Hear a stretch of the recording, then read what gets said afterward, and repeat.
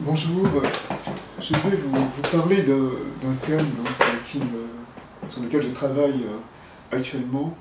C'est la question du paradis.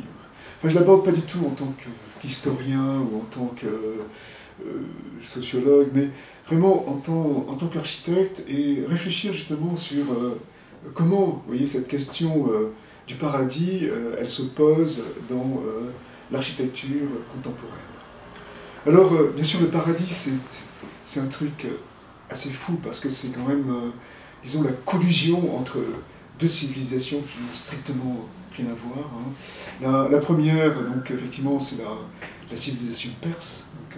Donc, ce sont les rois perses, donc, comme Cyrus le Grand, hein, qui ont construit donc, dans des déserts, non pas des pyramides comme les pharaons, mais vraiment donc, des ambiances, hein, et non pas, justement, comme les pharaons, ils n'ont pas utilisé, vous voyez, de la nature naturelle, de la nature morte, des pierres, mais au contraire, donc, ils ont utilisé la nature comme nature naturante, hein, c'est-à-dire comme nature capable de s'auto-engendrer. Voilà.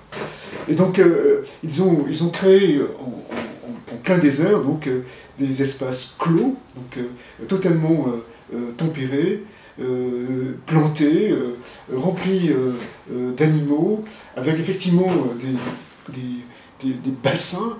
C'est une tradition qui a persisté, parce qu'on la retrouve encore aujourd'hui en Iran. On a des jardins qui ont été créés donc en plein désert au cours du XIXe siècle.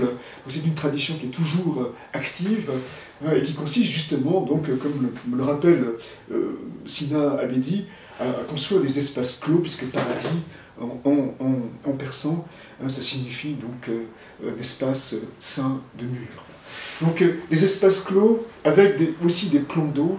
Et le plan d'eau, il a son importance parce qu'à la fois, si vous voulez, donc, il permet, enfin, il accueille des animaux, des poissons, mais aussi il permet justement, vous voyez, de piéger le ciel et de faire cet espace donc, disons, sain de mur, hein, avec le ciel reflété en son centre, une sorte d'espace extraterrestre, un espace presque céleste. Voilà. Et il faut dire aussi, donc, comme le rappelle Bruce Lincoln, que ces paradis, construits en plein désert, ils ont été donc générateurs de villes. Des villes se sont construites autour d'eux, et ça a donné donc tout un urbanisme, hein, qui a persisté bien après la fin de l'Empire perse, hein, aussi bien donc, dans toutes les phases, hein, qui ont suivi donc, cette civilisation. Alors, pourquoi bien sûr, la collusion importante, c'est avec le monde chrétien, puisqu'effectivement, le paradis chrétien, comme le rappelle Giorgio Agamben, vous voyez, le monde, d'après la Bible, pour lequel l'homme est fait, bien sûr, ce n'est pas la terre, quoi, c'est clair. Hein, c'est le jardin d'Éden, hein, qui a été traduit donc, par les Grecs, qui ont traduit la Bible en grec, par le mot persan, un paradis. Donc, il y a une sorte de collusion, vous voyez, entre cet espace, donc, des rois perses, hein, donc cet espace donc, complètement protégé, voilà, cet espace vivant, hein, protégé, et effectivement, donc, le paradis chrétien. Et le paradis chrétien, je le rappelle, là, c'est le monde, hein, pour lequel l'homme a été fait. Et effectivement, donc, une fois l'homme exclu de ce monde, il y a encore, disons, une tradition, notamment, on la retrouve dans les monastères, dans les jardins des monastères, hein, autour desquels, hein, toute la ville, et pas autour de l'église, toute la vie, hein, monacale donc, s'organise. Alors, bien sûr, bon, j'ai parlé de l'opposition entre le roi perse et puis le pharaon, mais il y a aussi effectivement l'opposition donc, entre Athènes et Babylone. Et là aussi, vous voyez, donc, tout l'Occident, toute l'architecture occidentale, vous voyez, elle est quelque part ballottée, voilà, vous voyez, entre ces deux pôles. Voilà.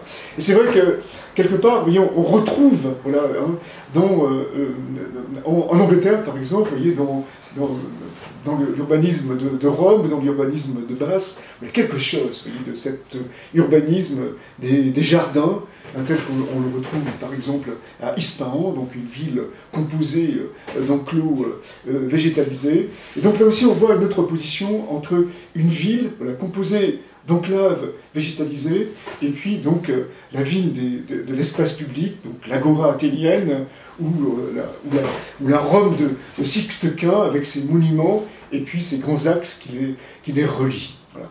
Donc vous voyez, on sent, disons, la ville occidentale tiraillée donc, entre ces deux modèles, donc une ville composée d'enclaves vertes, donc d'espaces, disons, centrifuges, qui permettent, qui diffusent, vous voyez, cette ambiance, disons, générative autour d'eux, et puis au contraire, donc, une ville de la circulation, de l'espace public, la Rome de Sixte Quint, ou la ville lumière d'Haussmann, voilà.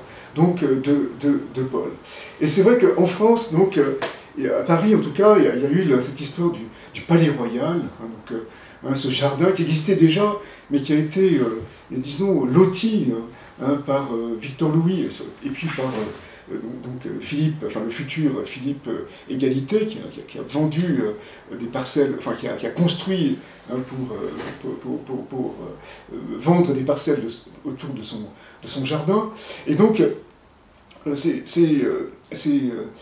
ce parc, c'est quelque part, bon, bien sûr, c'est lié au fait que l'élite française, à cette époque, était fascinée par l'Angleterre, et donc ce parc, c'est quelque part une sorte de contamination, voilà, de l'urbanisme anglais dans le tissu pré-haussmannien parisien.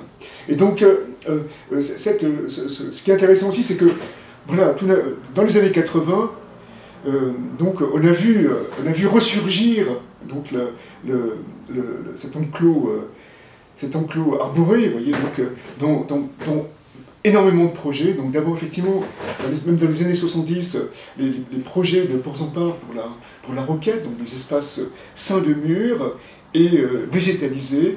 Donc il avait fait ce projet pour le concours de la petite prison de la Roquette, et puis ensuite il a cherché donc à en faire un type, c'est-à-dire qu'à partir de là, il a essayé de l'adapter à d'autres situations, donc notamment il avait même fait un projet pour les Halles, bien avant le concours lancé par Nouvelle à la fin des années 70.